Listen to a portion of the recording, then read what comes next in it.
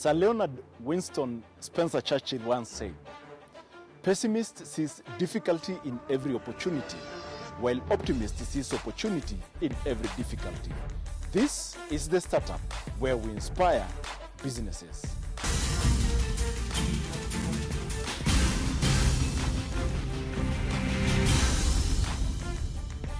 Now, social entrepreneurs are not content because they have given you fish or they have taught you how to fish. They will not rest there until they have revolutionized the fishing industry. Today's entrepreneur on the startup is Hannah Nginya. She started by mobilizing women in her area to be entrepreneurs. Her story is next on the startup. My name is Hannah Nginya, and actually for me right now, I'm the director and the founder of Badili Center, which is an NGO that empowers women in general. When the vision began, the plan was to empower the vulnerable women. But as we continued, we realized all other women also needed empowerment in different areas of their lives. So we generalized this to women empowerment. We're located at behind Bishop Magwa, Kilimani Road. That's where we are.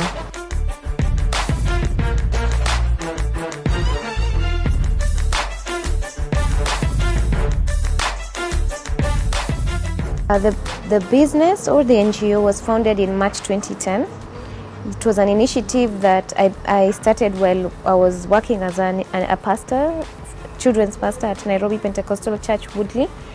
And then I felt the need to empower the vulnerable women because they were bulk of the people who were coming to church for help.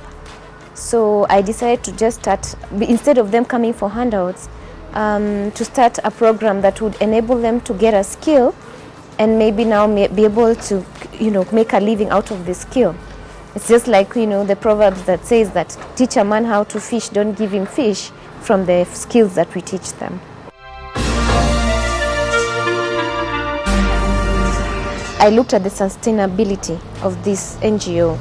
Many NGOs closed down because they are fully relying on donor funding, and sometimes donor funding is not consistent, or sometimes it comes to an end. So the social enterprise part of it will keep the NGO running. So we run it as when we go to train anywhere, train the women. When we began, we were not charging, but with time we started now making charges or looking for someone who would sponsor the cost, the administrative cost, and the costs of training the women as when we are looking for training. And then also, we also have our book, which goes for 500 Kenyan shillings a copy. It's also a part of what gives us back income. So we are able to plow back into the NGO.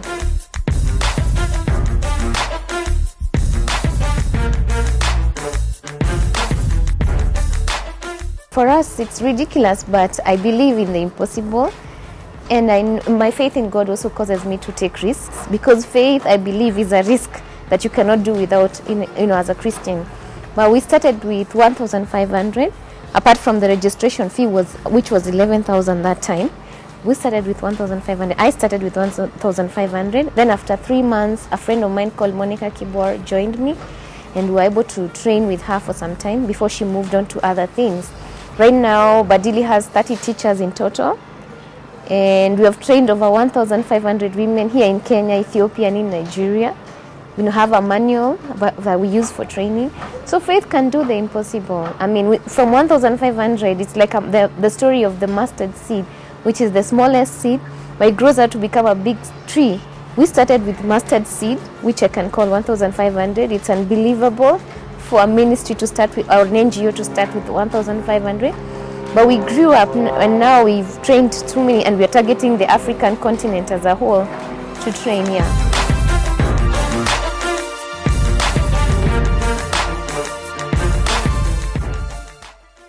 Apart from the courses that, self-discovery, change of mindset and attitude, and the 6 business course and a self-stewardship course, we also have baking, we have sewing, we have tapestry, we have beadwork, we have creative arts, we have peanut butter making, we have yogurt making. We also always have new ideas coming in from people. We are now even starting this year to train people on agriculture, because what happens when we go to train to different places, we like employing the raw materials that we find there. So if the women are not making, or there are no beads available in a certain area, but people are into farming, we farm, and we teach a course called Farming God's Way. It's a very interesting course that a man called Craig Steiner started here. And yeah, we also now want to incorporate among the creative arts, to call people who are friends of ours, painters, who can help the women how to paint. Yeah, and also just plating also. You can come and learn how to plait your hair. So those are some of the things. Badili targets 3 types of women. We have the vulnerable women who maybe are from impoverished backgrounds, not really educated, but want to learn a skill that will help them. So we target that kind of group. We target the middle class woman. Well, our first course is, I said, is self-discovery, and then our second course is a change of mindset and attitude. We've actually partnered with International Leadership University to have courses there where we'll train some of these women, maybe who might not need the business aspect of it, but the self-discovery, the change of mindset and attitude, because it's a course in itself. Such courses, self-development courses for the middle class. And then also we target also the upper class women for the same 2 courses, and just some of them also want to learn skills that they can use, just at home or just for their own self-development. So we target those 3 categories of women. Yeah. So it's not only the vulnerable women.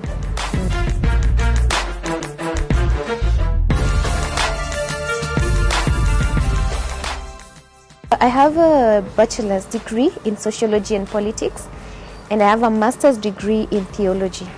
My bachelor's degree, I graduated from Catholic University of Eastern Africa in the year 2005, and from Nairobi Evangelical School of Theology, which is now known as African International University.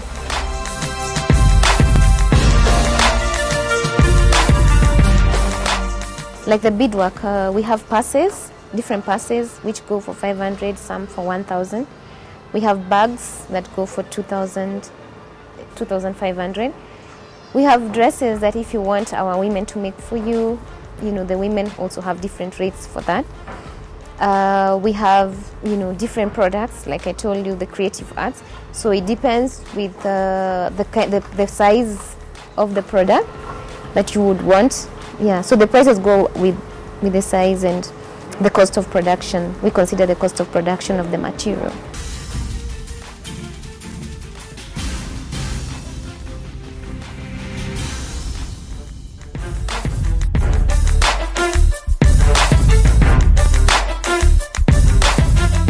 Number one, the women would expect, especially the vulnerable women, would expect more than what we are giving, because for us we were cut out for training.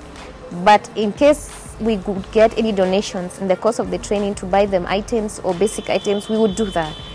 But I would tell them, don't come here focusing on us giving you things. Focus on receiving a skill that will cause you to be able to, translate it into either finances, or to be able to translate into finances that will help you put food on your table, pay school fees. So that was one of our challenges. The expectations were high, thinking that it's an NGO. And for us, we had just started and had minimum resources. And even sometimes when you get, funding, it's mostly for the training, not even for buying, But every December, what we do is we normally try and buy, food stuff, and give to such women.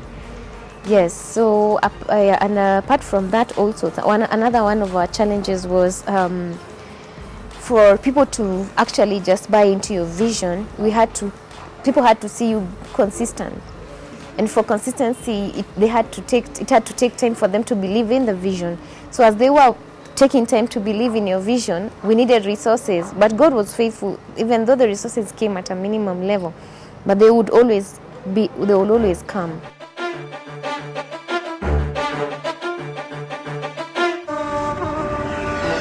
Actually, one thing I've learned, number one, is self-discipline.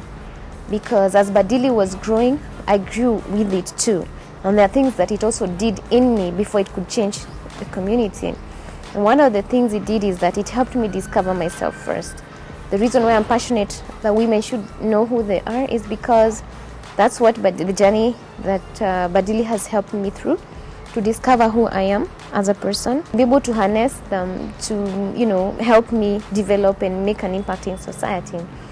And I've also learned that never say, never say that you can't do this, you can't do that. Always believe in God. If you have faith in God, believe in the impossible.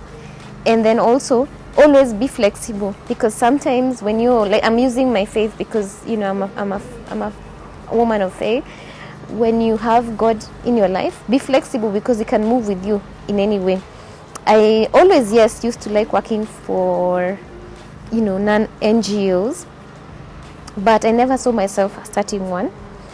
Although I would always envision myself helping women in society, but I didn't know this is the channel that God was going to use. And so, it came for me as a surprise. So be ready for God's surprises. Another thing also I've learned is that use the little you have. Many people say, I cannot do this because I don't have this. But use the little that God has given you. It's like when you read the story of Moses in the Bible, the Lord told him, use what is in your hands. Use what is in your hands, because from that what is in your hands, the Lord will multiply it. The Lord is your multiplication factor. I mean, from 1,500 to going to train women, over 1,500 women, that is God. That can only be God.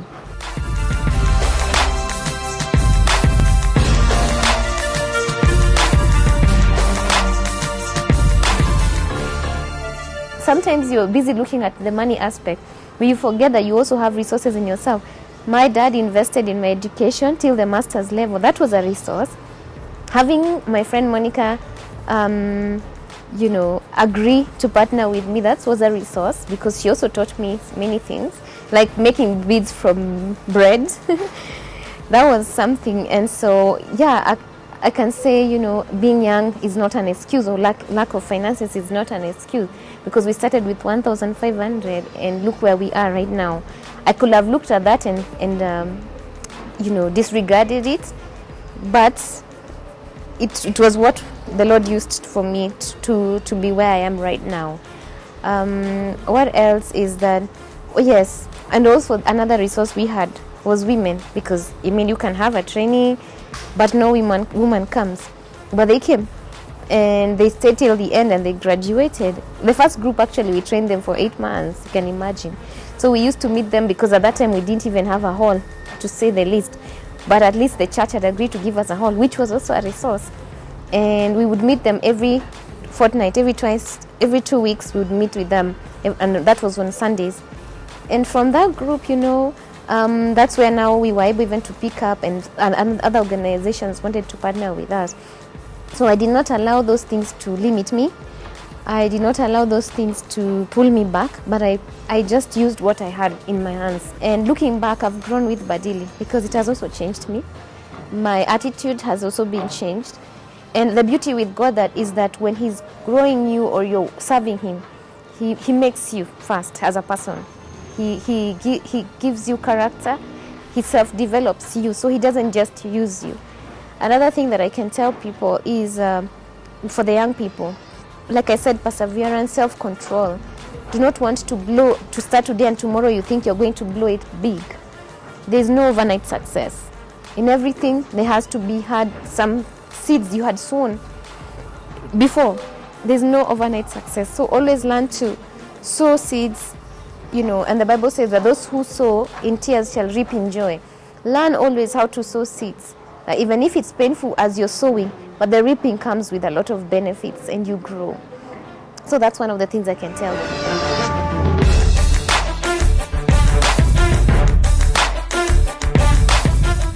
People were like, are you crazy? And some others were like, follow your vision and your passion. And for me, first of all, one of the people I want to really attribute and give thanks to God for was my former landlord, Robert and Margaret Kabata. They were such an inspiration to my life. When I started Badili Center and I was living in their house, and they said, now we've seen you've started something, and because it's helping society, you'll be paying rent when you where do you get such landlords? And they took me as their sister, and I would pay maybe when I get after 8 months, after 6 months. It would depend on when God would provide. That one gave me peace of mind. because they told me even for them, someone had invested in their life and had given them a house when they were starting off in life. So to get such people, it was gone. And we stayed with them for the first 4 years when Badili began, till 2013, December. And they were such a blessing to me so much. And I really thank God for them. My friends, some of them gave in kind. They came and also taught, even when I wasn't paying them. That was also something else.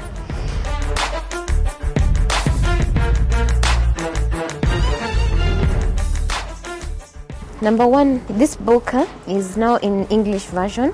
I would want this book to be translated into Swahili and French so that we can be able to target the Francophone countries and countries like Tanzania, which are predominantly, Swahili-speaking nations. Then number two, we would want to spread out to Africa and Asia, and even in Europe, because we said our target is not just the poor woman, it's empowering the woman as a whole. And one thing that we forgot to mention is that Badili targets on the needs of a woman as a whole, not just the financial aspect, but the social aspect, because we also have mentorship and counseling sessions after every training. That I would like as much as possible to build a center for Badili Center, where people can also be coming from other countries to come here and actually train on business skills and all the skills that we offer in an institution. So we would want it to translate into a training institution, because right now what we are doing, we have an office, yes, but we normally go partner with churches and other para-church organizations and other NGOs to do the training. So we normally have to go out and source out for a premise for training. But now if we have our own training institution, it will be easier for us. Another thing also that I would want to envision is that we'll have more teachers, trainers of trainers. We are busy now raising up TOTs who are going to also now go and translate this program in different places and in different countries.